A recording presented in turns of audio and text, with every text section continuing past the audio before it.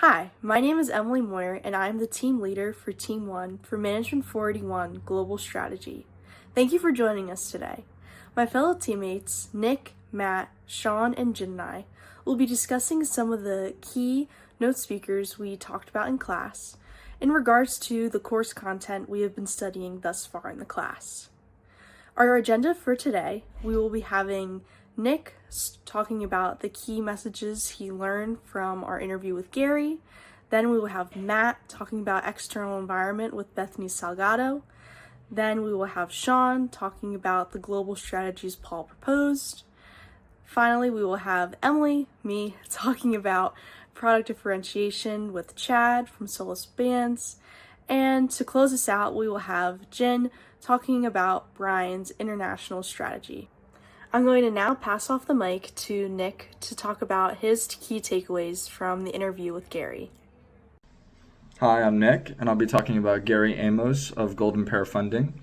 And I'll be talking about his product diversification strategy and his multi-divisional structure when it comes to the former company that he was a part of.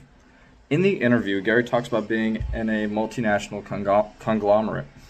And he said that the most important thing is that multinational conglomerates wind up repeating themselves a lot. So they wanted to stray away from that. And what I found really interesting about his interview was they weren't organized by strategy necessarily. What they organized themselves by was by product. And they did this by product diversification. And they did this in the sense of they did product diversification and product market diversification at the same time, because they had both sites set up in Canada and Brazil for a type of commercial finance for their financial services. And with this, they had one global CEO, which I found really interesting as part of their organizational structure. But then they decided to have five particular CEOs for regions of the world, like he was discussing UPAC, Europe, Africa, Russia. And I found this really interesting, and I thought this was similar to like an M-form type of implementation of corporate diversification, and I thought that was really interesting and impactful of what he said. And I really applied that to what I learned from the book, like I said, of corporate diversification, multi-divisional structure of the M-form, as I already said, and lastly, product diversification. I found that very interesting. Thank you very much. On to the next. In my topic, I will be talking about our speaker Bethany Salgado and relating to the material for evaluating a firm's external environment. Bethany is a manager at PepsiCo working with human rights. What I learned from her presentation is that rights are relevant for companies being part of a larger ecosystem cohesion. This includes embedding company culture, enforcing laws, and shining light on risks to people and using their leverage to promote ethical behavior. This connects to the learning topic of evaluating a firm's external environment by how external analysis allows firms to discover threats and opportunities, understand the nature of competition in an industry, and to make more informed strategic choices for the firm. This also works because the topic that Bethany discussed was emerging human rights trends and risks, which looks at the area of legal and political conditions, a factor of the general environment area that our book discusses. This can cause a firm to face new laws or regulations put in place that may support or hinder the progress of the firm in that area. My takeaway from Bethany's presentation is that there are optics such as human rights that we may not believe play a big part in a firm's strategy, but it certainly does with how her and PepsiCo assess external factors to put the company in the best position it can be moving forward. I will now pass on the next topic to Sean, who will discuss Paul Perini's presentation of global strategies. Thank you, Matt. That was amazing. Now we're talking about our next guest speaker, Paul Perini's, whose career perfectly connects with our Chapter 11 global strategy.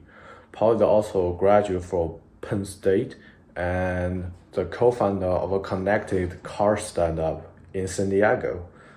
He has worked on over a dozen internationally roles across data and AI companies. His talk focuses on how companies expand global and how leader manage internationally risk.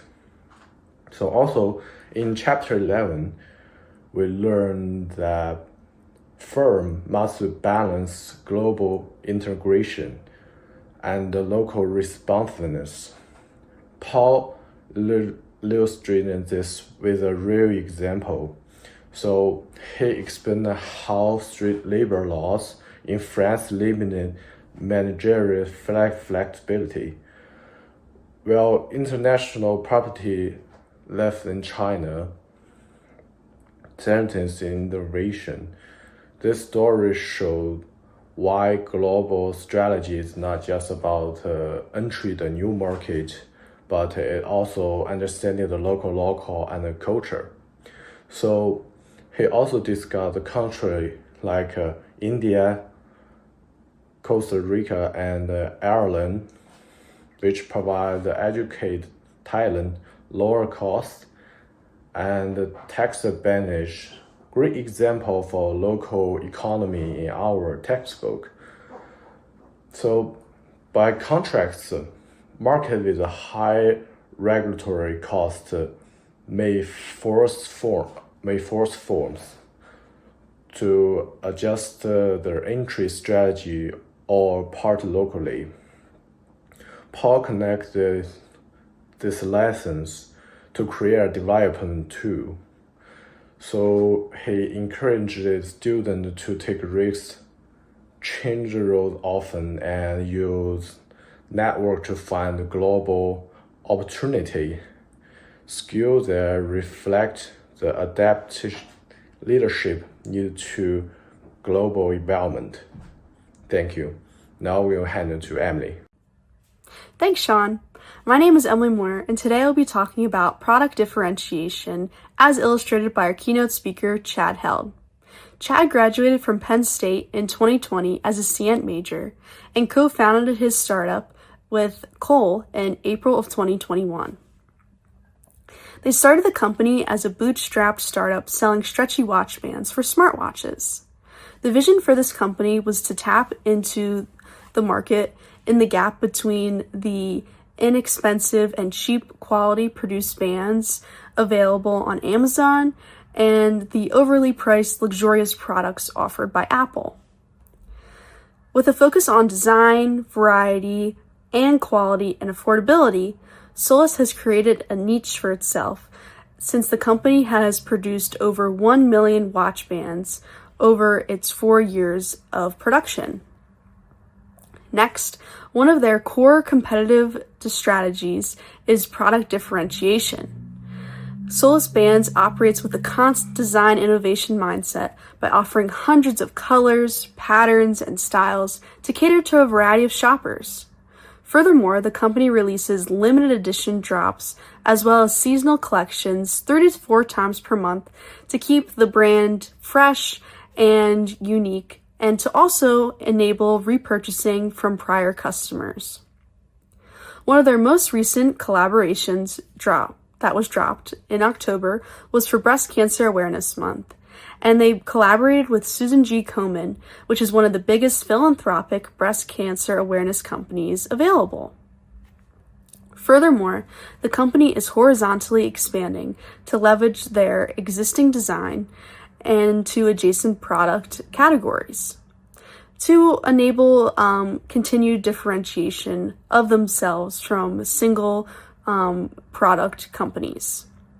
In the coming months, Solus will be launching their own watch, giving them the control of both the hardware and the accessory product lines for watches. Along with this, they are currently developing chargers and phone cases to tap into the everyday tech comfort marketplace. Finally, Solus is pursuing licensing opportunities to bring their designs into retail spaces and to develop co-branded merchandise. To conclude, I think the message behind Solus Bands was very inspiring because even though the company and its team has endured many challenges and positive outcomes in its tenure, Chad said it's a really rewarding process owning and operating your own company. I'll now be passing it off to Jin, who will be sharing his takeaways from speaker Brian Carlisle. As Emily just discussed product differentiation, I'm going to take Brian Carlisle's interview and connect it to international strategy. When Brian joined the company, Novabone looked global on paper.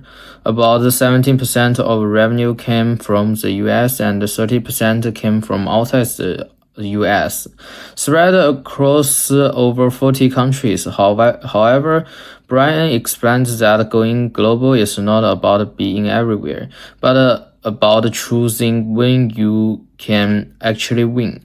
A major turning point was the new EU MDR regulation, which suddenly required older products to be re-certified almost like new ones.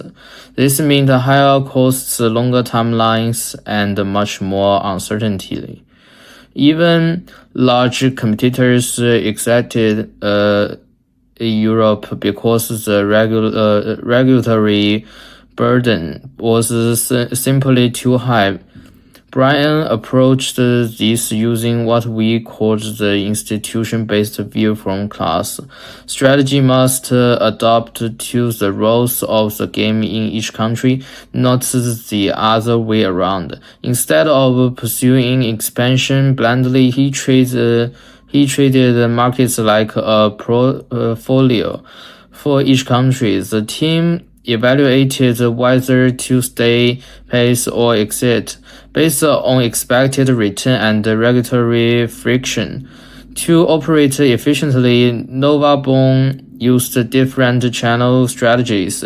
International markets relied on distributors to keep costs flexible, whereas the US used direct sales to maximize control and deeper physical relationship.